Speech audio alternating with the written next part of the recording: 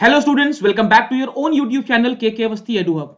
Today we are going to have a very basic introduction of frequency domain analysis. देखिए frequency domain analysis हमें stability check करने के लिए बहुत बहुत ज्यादा हेल्पफुल है, but board plot Nyquist criteria ये सब समझने से पहले लेट अस अंडरस्टैंड कि फ्रीक्वेंसी डोमेन एनालिसिस में हाउ डू वी प्रोसीड, कैसे हम आगे बढ़ते हैं, कौन कौन से रिलेटेड टर्म्स होते हैं and why is it advantageous. तो आपको स्क्रीन पर एक पिक्चर दिखाई दे रही है, एक सिग्नल है, right, this is the signal. ये आपको सिग्नल का टाइम डोमेन मेजरमेंट दिखाई दे रहा है। आप इस टाइम डोमेन मेजरमेंट को जब ऑब्जर्व करोगे तो ध्यान से देखोगे कि ग्रीन, रेड और ब्लू तीन कलर के आपको सिग्नल दिख रहे हैं, बेसिकली टू दिख रहे हैं, red and blue, and green is the resultant. ठीक है ना।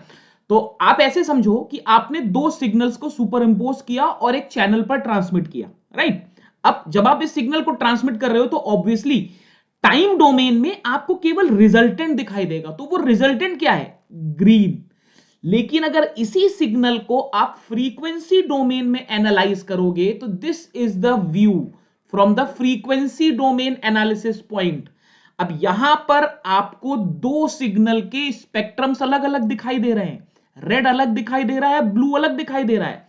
तो अब आप खुद सोचो, एक सिग्नल आप टाइम डोमेन में एनालाइज कर रहे हो जिसमें आपको नहीं मालूम कि उस सिग्नल के कंस्टिट्यूएंट्स क्या क्या हैं। बिल्कुल सेम चीज एक सिस्टम के लिए भी एप्लीकेबल है, राइट।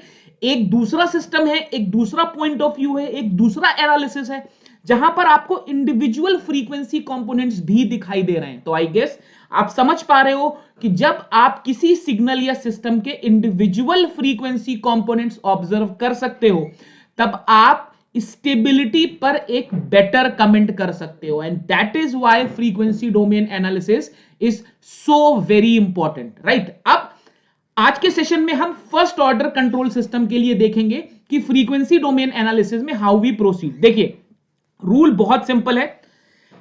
टाइम डोमेन एनालिसिस में आपके पास टाइम एक इंडिपेंडेंट वेरिएबल होता है। आप अपने सिग्नल्स को जब एनालाइज कर रहे हो तो आरटी, यूटी, एक्सटी ऐसे एनालाइज करते हो, लेकिन फ्रीक्वेंसी डोमेन एनालिसिस में आप एस को जे ओमेगा से रिप्लेस कर देते हो, राइट। अब आपके पास एक इंपल्स रिस्पॉन्स है। इंपल्स रिस्पॉन्स क्या होता है, it is the ratio of the output to the input. अगर आपने इस इंपल्स रिस्पॉन्स का लाप्लास ट्रांसफॉर्म लिया तो आप किस डोमेन में चले गए, आप एस डोमेन में चले गए। What is S, S is equal to sigma plus J omega. This is the real part, this is the imaginary part, ठीक है ना। ये वाला पार्ट आपका फ्रीक्वेंसी वाला पार्ट होता है। इसी इंपल्स रिस्पांस को अगर आपने फ्रीक्वेंसी एनालिसिस मेथड से ट्रांसफॉर्म से फ्रीक्वेंसी डोमेन में एनालाइज किया तो कुछ नहीं करना होता है, आपको अपने ट्रांसफर फंक्शन को जे ओमेगा से रिप्लेस करना होता है। देखिए एक बेसिक एग्जांपल से समझते हैं। मान लेते हैं मेरे पास एक ट्रांसफर फंक्शन है या एक कंट्रोल सिस्टम का ब्लॉक है जिसका इंपल्स रिस्पांस है 1/s+1, ठीक है ना। मुझे इस सिस्टम के लिए आउटपुट निकालना है, right. yt is the output, और मैंने इनपुट पर क्या दिया, इनपुट पर मैंने दे दिया एक साइनोसॉइडल पल्स। अब ध्यान से देखिएगा, अगर मैंने साइनोसॉइडल पल्स दे दी तो ये तो माइनस इंफिनिटी से इंफिनिटी तक एक्सटेंड करती है। अगर मेरे को लाप्लास ट्रांसफॉर्म निकालना पड़ेगा तो पहले मुझे इसका आरओसी चेक करना पड़ेगा, मेरे को इसको 0 टू इंफिनिटी लाना पड़ेगा। ऑब्वियसली आप जानते हो कि माइनस इंफिनिटी से इंफिनिटी की पल्स का लाप्लास ट्रांसफॉर्म आप डायरेक्टली नहीं निकाल सकते, आप किसी और से उसको मल्टीप्लाई करते हो and X Y Z method से आप उसका लाप्लास ट्रांसफॉर्म निकालते हो। This is the way to find the Laplace transformation of any signal which is running from minus infinity to plus infinity, ठीक। अच्छा, आपको सिस्टम का अगर आउटपुट निकालना है तो आपको मालूम है भाई yt इज वेरी ऑब्वियस। आप क्या करोगे, ht को कन्वल्यूट कर दोगे xt से, you will get the value of yt, ठीक। ये टाइम डोमेन में करोगे। अब फ्रीक्वेंसी डोमेन एनालिसिस में हम क्या करेंगे, देखिए स्टेप्स बिल्कुल कॉमन है। फर्स्ट ऑर्डर सिस्टम के लिए मैं बात कर रहा हूं, आज का सेशन सिर्फ फर्स्ट ऑर्डर सिस्टम के लिए। सेकेंड ऑर्डर सिस्टम के लिए जो पैरामीटर्स है वो हम ऑलरेडी डिराइव कर चुके हैं, इसके जस्ट ऊपर आपको लेक्चर दिखाई देगा, राइट। सबसे पहले आप अपना ट्रांसफर फंक्शन लिखोगे ts, transfer function is 1/s+1। The next step is to replace s with j omega. अगर आप s को j ओमेगा से रिप्लेस कर दोगे तो this will become t of j omega is equal to 1/j omega plus 1, right. Clear है। Now what you have to do, ध्यान से अगर देखो, साइन t अगर मैं साइन टी को साइन ओमेगा टी से कंपेयर करूं तो क्लियरली मेरे को दिख रहा है ओमेगा की वैल्यू यहां पर 1 है, तो मैं क्या करूं, यहां पर कर दूं टी जे इंटू ओमेगा की जो भी वैल्यू मेरे फंक्शन में उसको रिप्लेस कर दूं, तो what will I get, I will get 1 upon J plus 1। I guess ये बात आप समझ पा रहे हो, राइट? अच्छा, अब अगर मैं अपने टी ऑफ जे ओमेगा का मॉड निकालूं तो what will I gate, what will be the value of the mod? Obviously 1 upon under root a square plus b square, this will be 1 upon under root 2।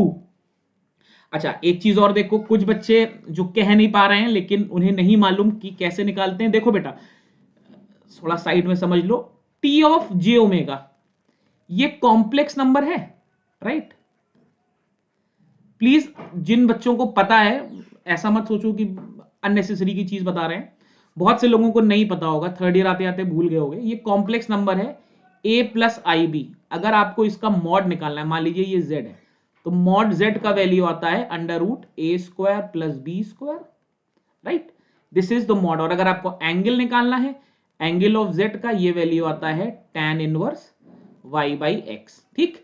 अगर कोई angle मान लीजिए मैं आपसे कहूं 1 upon a plus i b है, right? तो ये कैसे हो जाएगा, अंडर रूट ए square plus B square into tan inverse, already minus में आ जाएगा बी बाई ए, ठीक है ना? तो अगर आपको पता था तो बहुत अच्छी बात है, नहीं पता था, भूल गए हो, तो यहां से, क्योंकि अब आने वाले कई लेक्चर्स में ये बहुत ज्यादा यूज होगा, ठीक है ना? चलो, तो this is my mod of T J omega and what will be the angle of T J omega, right? कितना होगा, टैन इनवर्स, भाई डिनोमिनेटर में है तो y बाई एक्स, बात समझ पा रहे हो? tan inverse minus 1 by 1, right? तो मैं अपने t ऑफ जे ओमेगा को कैसे लिख सकता हूं, t of J omega is mod of t of J omega and angle of t of J omega. Actually हम करना क्या चाह रहे हैं, we are trying to study magnitude and phase response. देखिए, ये स्टेबिलिटी का पहला बिल्डिंग ब्लॉक है। ये जो चीज आप कर रहे हो ये आपको हर क्वेश्चन में करनी है। मैग्नीट्यूड और फेज, जब आप बॉडी प्लॉट निकालोगे, पढ़ोगे, तो आपको मैग्नीट्यूड और फेज रिस्पॉन्स हर क्वेश्चन में निकालना है। तो ये वाला जो पार्ट है बेटा, ये आपका मैग्नीट्यूड रिस्पॉन्स हो गया, ठीक है ना? अभी मैं आपको एक क्वेश्चन भी कराऊंगा थोड़ा डिफिकल्ट सा, ठीक है ना, जिससे जो थोड़ा बहुत भी आपके अंदर डाउट है कि कैसे निकालेंगे सब समझ में आ जाएगा। और ये है आपका फेज रिस्पॉन्स, ठीक है? तो हर क्वेश्चन में मेरे को मैग्नीट्यूड और फेज रिस्पॉन्स निकालना है। तो मैंने क्या किया बेटा, इस ट्रांसफर फंक्शन के लिए या इस कंट्रोल सिस्टम के लिए मैंने मैग्नीट्यूड भी निकाल लिया और फेज भी निकाले। भाई ये कितना आएगा, tan इनवर्स माइनस 1 बाई 1। अब मैं अगर इसको लिखूं T of J omega, T of J omega, मेरा मॉड कितना आया था, 1 बाई रूट 2। मेरा एंगल कितना आया, माइनस 45 डिग्री। भाई tan inverse minus 1 is minus 45 degree. तो मेरे को टी ऑफ जे ओमेगा मिल गया। यही मैंने आपको बताया सबसे बिल्डिंग ब्लॉक है, सबसे पहला स्टेप है, आपको टी ऑफ जे ओमेगा निकालना है, राइट? तो आपने टी ऑफ जे ओमेगा निकाल लिया। अब आप आउटपुट कैसे लिखोगे, ट्रिक समझ लो। yt की value, yt is your output. इसको लिखने का बिल्कुल सिंपल तरीका है, आप क्या करते हो, mod of T of J omega लिखते हो, इट गेट्स मल्टीप्लाइड। आपको जो भी इनपुट दिया है आप उसमें mod of T J omega को गेट्स मल्टीप्लाइड विद इनपुट, या एक्सटी कह सकते हो। It gets multiplied with the input या एक्सटी, राइट? और आपका जो angle of T of J omega है, कुछ नहीं करना होता है, it gets added in phase. जो भी आपने एंगल का इनपुट पे फेज देखा हुआ है, उस फेज में सीधे mod of T J omega को आपने ऐड कर देना है। अब इसी क्वेश्चन को जरा फिर से देखते हैं। इनपुट पे मेरे पास क्या था बेटा, ध्यान से देखो, let me just show you. ये था मेरे पास इनपुट पे, है ना? यही था मेरे पास इनपुट पे। मेरे को लिखना है आउटपुट, तो कैसे लिखूंगा बेटा, yt कितना हो जाएगा, yt कितना हो जाएगा, अगर मुझे मॉड लिखना है तो मुझे क्या करना है, xt से मल्टीप्लाई कर देना है, किसको, mod of T J omega को। Mod of T J omega मेरा कितना आया था, 1/√2, तो मैंने इसको क्या किया, इसको लिख दिया 1/√2। किससे मल्टीप्लाई करना है, इनपुट से। इनपुट क्या था, साइन टी, लेकिन एंगल में क्या करना है, जो भी मेरा फेज आया है उसको ऐड कर देना है। तो मेरा फेज कितना आ रहा है बेटा, मेरा फेज आ रहा है -45 डिग्री। तो मेरा आंसर कितना होना चाहिए, टी में मैं -45 ऐड करूंगा, तो क्या टी -45 डिग्री इतना नहीं आ जाएगा, सीधे सीधे मुझे वाई टी मिल गया। अब कैसा भी क्वेश्चन हो, आप मैग्नीट्यूड और फेज का वैल्यू डायरेक्टली लिख सकते हो, सिंपल सा ट्रिक है, ठीक, सिंपल सा ट्रिक। ये हर क्वेश्चन का पहला पार्ट होगा।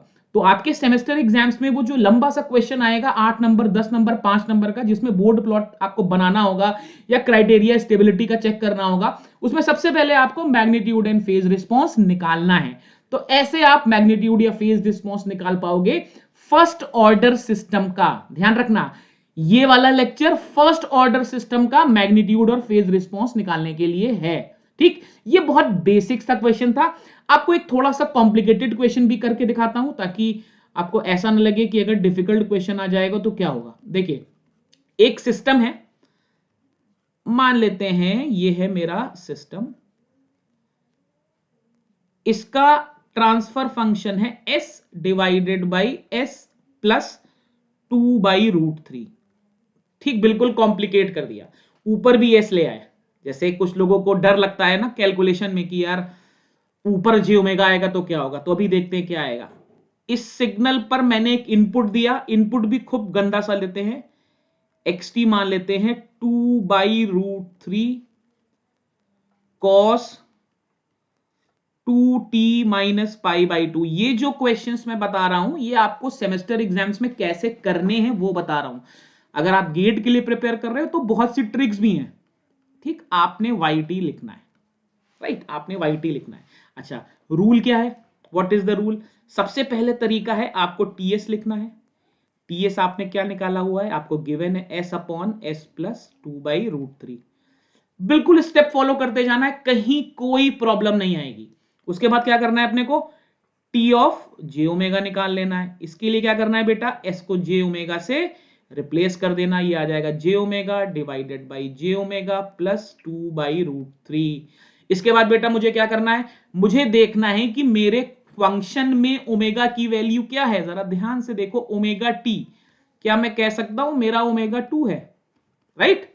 अगर मेरा ओमेगा 2 है तो क्या मैं यहां पर T of J omega at omega is equal to 2 लिख सकता हूं। कितना आएगा, 2j divided by 2j plus 2/√3 आएगा, ठीक। अच्छा, ऊपर से भी 2 कॉमन ले लूं, नीचे से भी 2 कॉमन ले लूं, 2 कैंसिल हो जाएगा, तो मेरा टी ऑफ जे ओमेगा बेटा कितना आ जाएगा, this will be j divided by j plus 1/√3। क्या ये बात समझ में आ रही है, ठीक। अब फर्स्ट ईयर बेसिक इलेक्ट्रिकल में, या अगर आप थर्ड ईयर तक पहुंच गए हो और ये लेक्चर देख रहे हो, तो आप वैसे तो आप डायरेक्टली लिख सकते हो। अगर आपने अच्छे से पढ़ा हुआ है तो आप यहां से मॉड डायरेक्टली लिख सकते हो, बट हम उन बच्चों के लिए लेक्चर बना रहे हैं जिनका कॉन्सेप्ट बहुत ज्यादा क्लियर नहीं है। तो अब यहां पर मॉड कैसे लिखें, मॉड लिखने के लिए सबसे ज्यादा जरूरी क्या है, डिनोमिनेटर पे कभी भी जे का टर्म्स होना ही नहीं चाहिए। डिनोमिनेटर को हमेशा जे से फ्री रखना है। तो अगर डिनोमिनेटर को जे से फ्री रखना है तो क्या करना पड़ेगा, इसके कॉन्जुगेट से मल्टीप्लाई करना पड़ेगा। देखो, आगे के लेक्चर्स में मैं डायरेक्टली लिखूंगा, इसीलिए शुरू के 1-2 लेक्चर में आपको छोटे से छोटी चीज भी समझाऊंगा, बिल्कुल बेसिक। अगर आप सब कुछ भूल गए हो तब भी कर लोगे, ठीक। तो अब मैं क्या करूं, मेरे को क्या करना है, टी ऑफ जे ओमेगा निकालना था। तो ऊपर तो मेरे पास j था, नीचे j प्लस 1/√3 था, तो इसका कॉन्जुगेट हो जाएगा j माइनस 1/√3, है ना।